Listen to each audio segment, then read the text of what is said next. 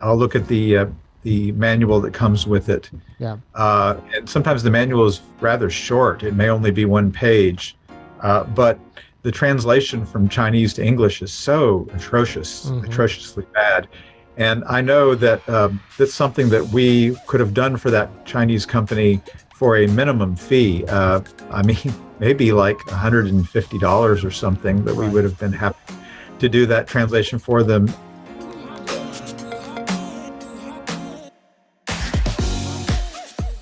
On this edition of The Claw, I talk with Joel Goldstein with TrueLanguage, and we talk about the reasons why translation is important to your marketing, even if you're not running your business internationally today. Understanding what the images and the words mean to people in other languages, because there are people in your country who may be speaking another language, or you may decide you want to expand later, is important to consider as part of your strategy. And certainly, if you're in the process of moving to a new market, understanding how you're going to go to that market in a clean and efficient way. So tune in as I talk with Joel Goldstein with TrueLanguage.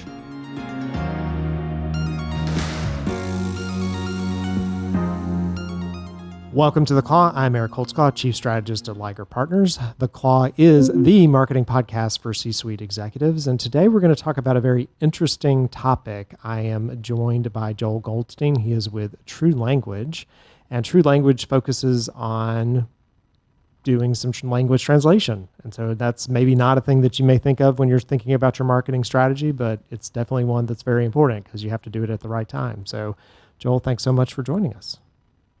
Thank you, Eric, for having me on your podcast. Yeah. So tell me a little bit about you, maybe background, and then how you ended up in the language business. Oh, well, I became interested in Spanish when I was in college, and it started off as a minor initially. And after that, I wanted to experience it in real life. So I went to Central America, specifically to Guatemala, where I was working as an English teacher for about 2 years.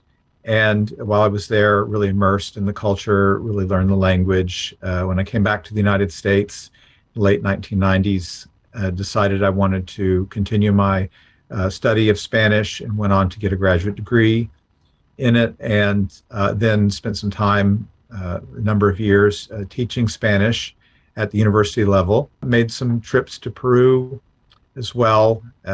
Got married. I married a woman from Peru, and had lived in Peru for another year. Okay. So yeah, and then decided that I wanted to see what it was like to work in the translation industry. So I started working for TrueLanguage back in 2010, Okay. and I've learned a lot about the industry. Has gone beyond Spanish and to look at the situations with other languages, other cultures, other nations. So it's been quite an experience. And so when we think about translation services, people may have different ideas of what that means. Like what's a typical type of project or thing that you're brought in to do? Like what's really TrueLanguage's favorite kind of project to take on? Well, we have all kinds of projects. The project that comes to most people's mind, I think, is just the traditional straight up translation project. We have a document. Somebody says we have a document in English. We need it translated into French or Spanish or Portuguese or Chinese or whatever language. And we'll say, great, we'll take a look at it. And then we have it translated by a native speaker of that language who's a qualified language service professional, a qualified linguist, and get it back to them. And they're happy, and end of story. Then there were quite a few projects that are just like that. But we have many more that are much more complicated. When you do the translation, you may have had this much text in English, but in the foreign language it becomes this, or the Right. other way around. So it doesn't fit. The nice formatting doesn't fit, and it has to be redone. So that's also another common type of project we have. We have interpreting. A lot of people just call it translation, but interpreting is how we refer to translation that is done verbally. And so we have a lot of that in many different contexts. In our modern age, our modern internet age, we have quite a few interpreting assignments done by the internet on Zoom or similar platform by telephone. We have many that are done in person. And there are many other types of projects that we actually have a list of project types. I think we, in our project management system, we have 16 or 17 different project types. So I could go on, but those Yeah. are maybe some of the more common ones. Yeah, I did a project back in the day with an agricultural company, and they were looking at the interfaces in tractors, so the little digital displays, and they sold tractors in, well, really all over the world. And so, U.S., everyone wanted things written out, but then when you got to Germany, that didn't really work, right? The word was very long for the thing that they wanted to put on there, so we had to come up with a set of primarily symbols and things and find ways to present it such that it would translate across. As you think about those projects, you said, somebody brings us a thing, they need it to be translated, and and you do it, and everybody's happy. So, what are some of the things that before they come to you for that type of work, you maybe wish they knew, or some of the pitfalls you run into? You talked a little bit about the words being longer, so maybe the copy fit's not going to be as good. You've got a one-page flyer, and all of a sudden you need a two or something. What are some other examples of things that you wish people thought about maybe sooner in the process before they decide they need to have something translated? Yeah, well, there are so many, but I think that maybe before I answer that question, give a little bit more context. There are different scenarios when people need a translation, when a business or an organization needs a translation. Sometimes it's a one-off. It could be, oh, we just have this one little thing, this one little document that we'll just use for a few employees, and we'll need it in Spanish, and that's it, and we're done. And that's one scenario. And another scenario on the other end of the spectrum is we have a major initiative into several languages over an extended period of time, various materials in our various stages of process of evolution. We need to maintain a consistency of messaging. If you are organizational, you're representing an organization or a company of some kind, and you do have that type of situation where, oh, there's a lot here, many languages, uh, over an extended period of time, one of the first things that you probably need to keep in mind is what are your key terms? And that would be the creation of a term base or a glossary. So we can help you out in that situation where we'll sit down with you and find out what are some of the critical key terms that you have. They need to be going into the foreign language in a consistent way. They need to be the right terms. So I think that the And just first to piece of advice. making sure I'm defining key terms, because when marketers hear key terms, they think like SEO keywords, right? This is maybe language for your business and things that people really need to know Uh-huh. to translate across, right? So like words you use that maybe are not easily considered or you use a lot. Is that kind of like a glossary almost of the company's information? Yeah, yeah, that's a good. I mean, that's one way that key terms can be defined. Key terms is basically the key terms for your organization. What the terms that your organization consider to be critical. I mean, in a simple giveaway is that it has a T, it has a trademark, or it has an R. Sure, of That's course, those have to be correct. Those are the most obvious ones. But then there may other things that are perhaps not trademarked that way, but they're still very important for internal communications. They need to be translated the same way. okay. And so establishing that, it sounds like engaging you because they may not know what those things are. Like it sounds like they need to work with you to understand what do we really need to put together to do that translation across. Like I don't know that I would know how to come to you with my set of terms. I would need to have you kind of talk to me about what it is I'm looking for to build that kind of quote unquote glossary out. Yes, and we ask questions at the beginning of these these inquiries, to see, where the person representing the organization, where they are in their level of familiarity and education. Some people are old hat at it, and they know what it's all about, and so we're eye to eye from the beginning. Other people, hey, I'm just starting on this. They asked me to do this. I really don't know, so that's okay. So we're happy to educate people who are unfamiliar or new to this process. Knowing that you need to establish that set of terms, that's kind of a first step, and some work that needs to be done before the work can be done, right? Like that's always the thing that we worry about is like, oh, well, you want me to do this, but I have to do these things first, right? What are some other things that you see companies either commonly like misunderstanding about translation services, or you wish that they would maybe think about differently before they engage, or as they're engaging you? Just like, what's that look like? Well, we actually have a checklist of ways that you can prepare your content so that it's more easy to localize. There's maybe an unfamiliar term for somebody watching this podcast. Localization is beyond just taking a word and putting it into a foreign language. Not all translation is quite that simple. It requires an understanding of the broader context. So localization for one classic example is that what is today? It is August 5th, 2022. And so we put August and then we put the 5th because we're from the United States. Right. But if you do this into Spanish or, most other foreign languages, you're going to put the day first and then the month. Right. Okay. So you have to, that's one example of localization. There could be an expression that we use in a foreign language that needs to, rather in English, that doesn't work literally into a foreign language.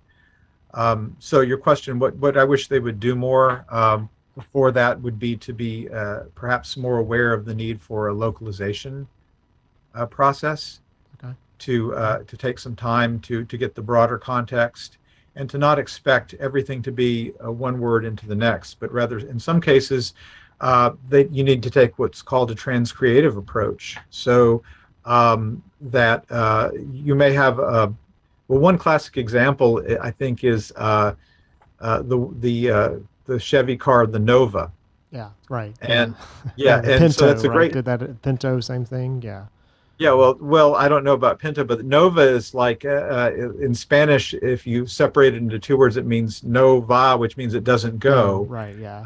So people like to refer to that as a classic example. Maybe it would have been better for Chevrolet not to call the car a Nova in Hispanic countries. They could have given it a different brand name. So these are examples of ways that we need to think a bit more deeply about what we're doing here. Okay. Well, that's actually a good segue. We're going to go to a commercial break, and when we get back, I want to talk specifically about like brand establishment and product naming and some of those types of things, because that fits a lot within the marketing category. And we, have a tendency to go off and do all kinds of fun things like create names. And so what does that do in the translation world? So we're going to go to a commercial break. And when we get back, we'll talk a little bit more.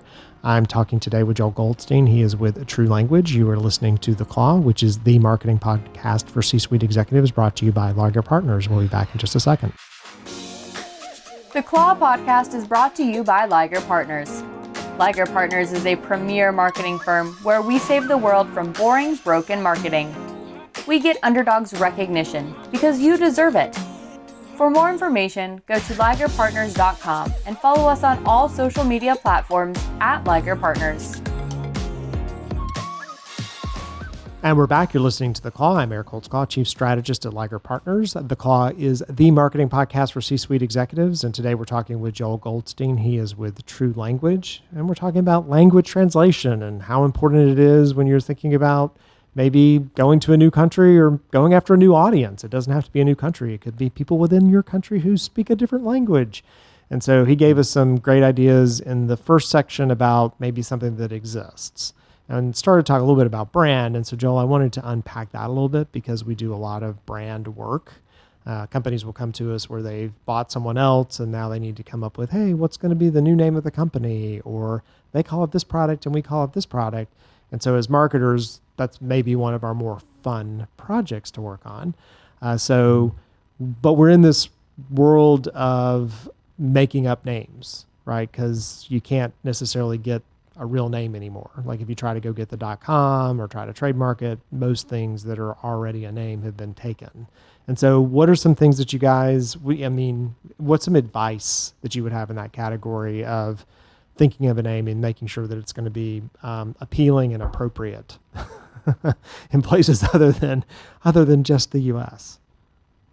Yeah, that's a great question. And it requires I mean, any company that's or organization that's choosing its brand name either for its name for itself or for one of its products or services, it requires a lot of careful thought. Um, but I would encourage any organization that's going to do that to be mindful of who their, the target audience is, what countries, as you said, they're going into, and what foreign speakers within like the United States, for example, or whatever their base country is, uh, those people as well. So you need to. It's important to take a hard look at that, and it's not enough, I think, to just kind of research those cultures or people from those backgrounds to think, oh, well, this might work for them. You really need to talk to people who are actually from those cultures, who are native speakers of those languages, and get their feedback on what you're testing. That's something that TrueLanguage can help with.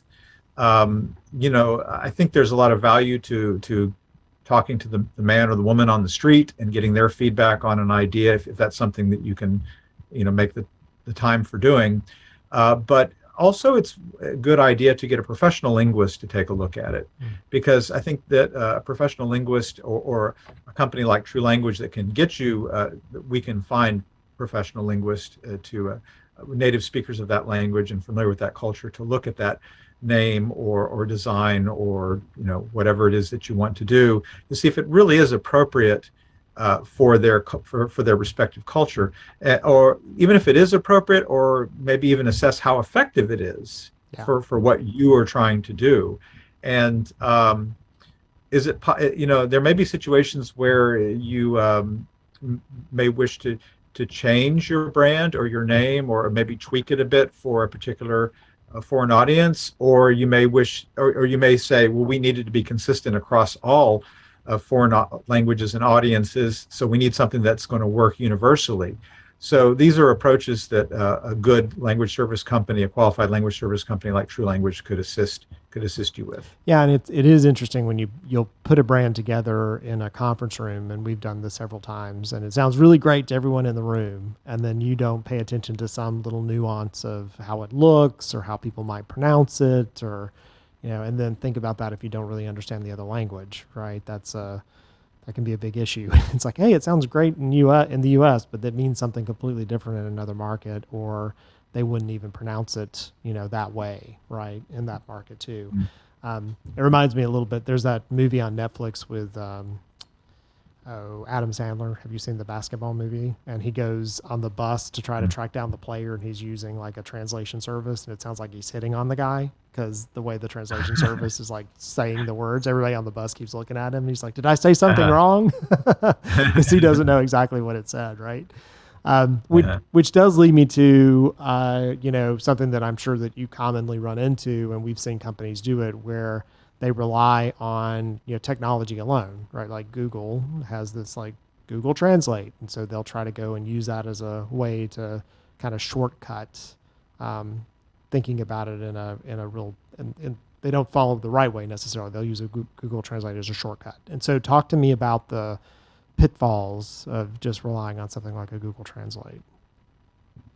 Yeah, so I have a number of sayings that come to mind. One of them is penny wise and pound foolish. And it kind of boggles my mind. I'll give you one case in point. Sometimes when I buy a Chinese product, and I'll look at the manual that comes with it. Yeah. And sometimes the manual is rather short. It may only be one page, but the translation from Chinese to English is so atrociously bad.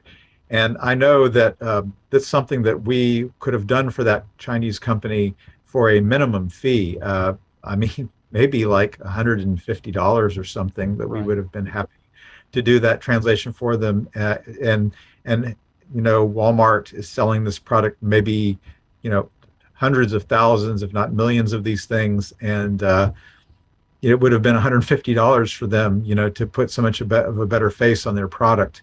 So and that's a thing, like even prior to purchase, I'll pay attention on Amazon, because Amazon will put up the owner's Mhm. manual or the instructions. And if it's poorly translated, it impacts my decision if I'm going to buy it or not. Right.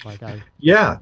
Hmm. Yeah. Yeah, So it's, that's one of these things. Yeah, that's one of those things that's hiding in plain sight. It would not cost these companies very much money to have these to have a good person do it. And the reason, as you pointed out, you look at it and you're like, oh, this is terrible. That's what you get for Google Translate. yeah. Google Translate is a useful tool. Free online translation is a useful tool if you need to get the gist of something. If you're trying to do a user manual, maybe not such a good idea. Well, and if you we target primarily B2B companies, and so in a B2B company, it's all about, or B2B marketing, I guess, um, educational content. Educational content. Like if I'm going to buy from you in the B2B space, I have made more than 70% of the decision before I reach out to a salesperson. And the way that I've made that decision is by looking at the content you've put out and how you've educated me. So if your content isn't clean and it doesn't speak to me correctly in my own language, then you've already lost the battle at that point. You're just not even going to get the, and you don't know it, right? Like that's the funny thing about marketing right now is so much of it is invisible. Like it's things that happen that you can't, oh, we ran that ad and no one clicked on it, or they showed up and they didn't buy. Like it's more about these things that sort of impact people's buying journey um, that are all about words and imagery and the way that you make people feel. So it's really important to get it right. It is, and the old saying, "You get what you pay for," is part of it. If you, it's rather naive to think that instead of uh, working with a highly qualified professional language service, that you're just going to stick it into Google Translate and do it for free. And hey, I saved $10,000. Yeah, no, you lost hundreds and hundreds Yeah, of thousands of dollars. Yeah, yeah, exactly. So you may not be seeing the big picture there. You know, qualified, highly qualified linguists don't come cheap. right. Yep. Uh, and everybody wants the silver bullet solution. I mean, I understand that. Somebody will reach out to us and say, we would like to see what your price is for doing our materials. And we'll look at it and say, well, just gives, figure this is going to be about $10,000. Oh, $10,000. Oh, well, that's too much, and then we hear back and they said, did you find a solution? Yeah, we went with another provider that offered to do it for $2,000. Yeah. Oh, $2,000. Well, okay, well, we'll say to them, if you have any problems, you can let us know. And more often than not, they'll reach back out to us and say, we need you to redo the whole thing. We Yeah. just blew $2,000 on this. And we're like, sure. Yeah, it's We definitely a kind of, long game. And content in general, and I'm hopeful that people from a marketing perspective are starting to understand that it's a long play. It's not about transactional. It's not about putting something out and then getting immediate response. It's something that it's slow burn, right? And slow burn is around a meaningful piece of content that really hits somebody at the right point, is written well, speaks to them. I love words. Now, I am not a foreign language guy. I'm terrible at them. I have tried. I did the whole thing. Like I've traveled internationally, and I'm the guy who's like I'm lost most of the time.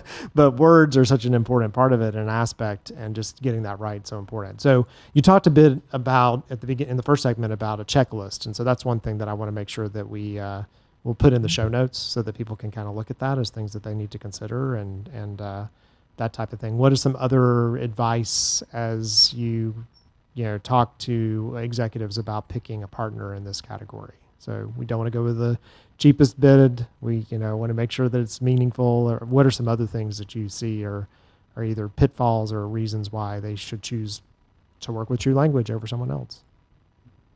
yeah. So just briefly on the checklist, I won't go into it, but I would encourage anybody listening to download that and to take a look at it. It's based on years of our experience about what we wish perhaps that people that our clients had prepared or we had helped them to prepare before we start with the project.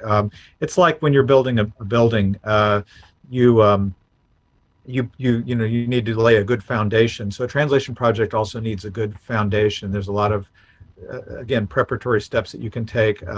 So again, I encourage you to check out that checklist and see what you might do to better prepare for your next translation project.